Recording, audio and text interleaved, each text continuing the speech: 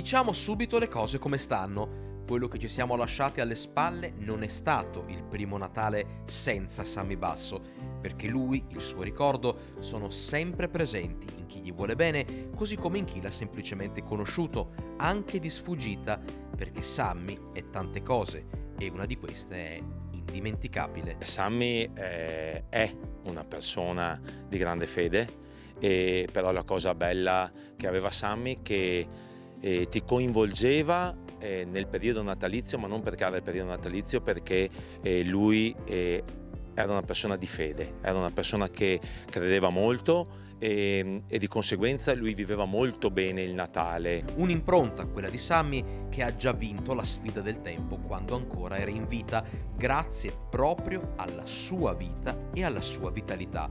E quindi non c'è da stupirsi se amici e conoscenti si ritroveranno a festeggiare con lui anche fra un anno, fra 2, fra 10, perché Sammy è un pensiero che fa bene all'anima e tutto questo non ha scadenza.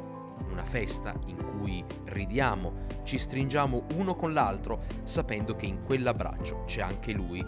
Lui con il suo cappellino da elfo, con gli occhiali da alieno, con la sua risata, con il suo sguardo mai basso e il suo cuore grande come quello che è riuscito a fare. Era alternativo, quindi più che il cappellino di Babbo Natale, lui ce l'aveva un cappellino da elfo di Natale, quindi lui sì, non era convenzionale, quindi gli auguri te li faceva anche il giorno dopo, anche il mese dopo, non era per forza di fare gli auguri di Natale. Per quello ti dico che Sammy non c'è fisicamente, ma c'è sempre. Potendo fare un regalo di Natale a Sammy quest'anno, cosa gli avrebbe regalato?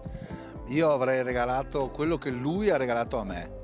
Tutto è la visione di un mondo che può essere positivo se si pensa positivo.